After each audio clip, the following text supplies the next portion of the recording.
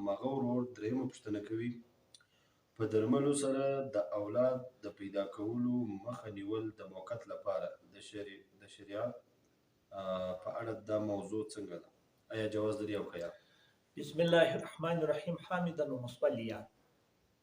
محترمینو دا کې به نو کې تفصیل وکم برابر مستر په خلاص یو دا دی چې کوچنی په نس کې پیدا شوی وي هغه بیا دوه حالات دي. یو حالت دا دی چې ژوند یې کړی بار دا ډاکټران ورته وایي چې دا کوچنی زایل نه کې نو دا ښځه مړه کېږي چې هر څو روحان د دې ښځې مړه کېږي دا نه دی جایز چې ژوندی انسان سره یې ورته مړ کړي ځکه دا مرګ ته یقیني کوي او د ښځې مرګ احتمالي دی او د یوه د مرګ د یوه د ژوند د ژغورلو دپاره د بل چا مرګ نه جایز کېږي. نو دا خو نشته. دوهم چې راولاړ شي د هغسې وار د واره د ګرد عمر دپاره ښځه وچیي هغه خو نه دی جایز ځکه نبي علیه السلام وایي تاسې دا ښځه په نکاح کوئ چې ډېر عیالونه راوړي په ورځ د قیامت زه په تاسې باندې فخر کوم په نورو امتو باندې او تاسې دا ښځه معلومه کړئ یعنې د قریبانو د دوستانو سره چې هره ښځه ډېر عیالونه راوړي یا مور یا خور یا خاله بیا تاسې هغه ښځه په نکاح کوئ نو تاسې بیا څنګه. دوهم که چیرې واده واره داسې ستن لګوي چې یو کال یا 5 میاشتې دا ښځه یا 2 کاله دا ښځه عیال خوندي نه کړي یعنې رحم هغه اوبه ونه ساتي دا زموږ علماو لیکلي د 3 وجو په خاطر جایز کېږي چې 3 وجې به نو اوس کومې وجوهې دلته وي. اول که چیرې دی په داسې ماحول کې اوسېږي وایي که مې عیال پیدا شي نو عیال به فاسق و فاجر و کني و ناروا و غل حتی کفر به ځینې جوړ شي کافر به ځینې جوړ شي فاسق سخت ناروا به ځینې جوړ شي ځکه زما تصرف یې زما په لاس کې نه دی.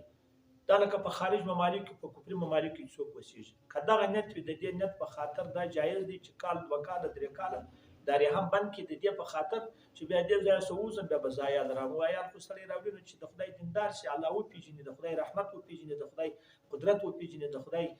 هغه وحدانیت وپېژني او دا یو او که په داسې ځای کې نه و بیا د فاسقانو ځای و د ناروا ځای و چې دی پرې بیرېدی نو بیا دا پروا نه کوي جایز دی. دوهم هغه دا دی چې دا ښځې باندې وامې دا ښځه ډېره مریضه وي هغه ډېره مریضه وي عیالونه ډېر پیدا شوي 3 4 5 یا ډېر یا په یوه بطن کې ډېر عیالونه راوي نو بیا خلک وایي ډاکټران ورته وایي چې دا ښځه که بل عیال پیدا شي شاید تاواني شي نو د دغه په خاطر باندې چې عازق غیر فاسق ډاکټر ورته وایي دا ښځه تاواني کېږي نو بیا که د یو څو عمر دپاره دا رحم بند شي دا عیال بند شي د یو څو عمر دپاره پروا نه کوي. او درېیم هغه دی چې پر دې عیال بیره وي هغه دا دی چې د عیال هغه داسې دی چې دا ښځه مریضه ده نور خو پروا نه کوي دا شیدې نه لري او دا شیدې نشي پیدا کولی خو دا په پخوا وخت کې و چې په سارا کې و نورې شیدې به هم نه وې د ښځې شیدې به وې اوس چې دی هغه د ښځې تر شیدو ښه شیدې راوتلي دا خلکو ته د مور شیدې تاوان ورته کوي ډېرو کوچنیانو ته لیکن دا نورې شیدې په بازار کې خرڅېږي دا فایده ورته کوي دا ښه نو ګرانو محترمینو دا 3 وجې خو نشته هغه 2 وجې هغه پروا نه کوي او یا چې د مور په نس کې پیدا شوی کوچنی خو هغه پر 4 میاشتې ژوند کوي تر دغه مخکې یعنې 15 ورځې 10 ورځې 15 میاشتې کېږي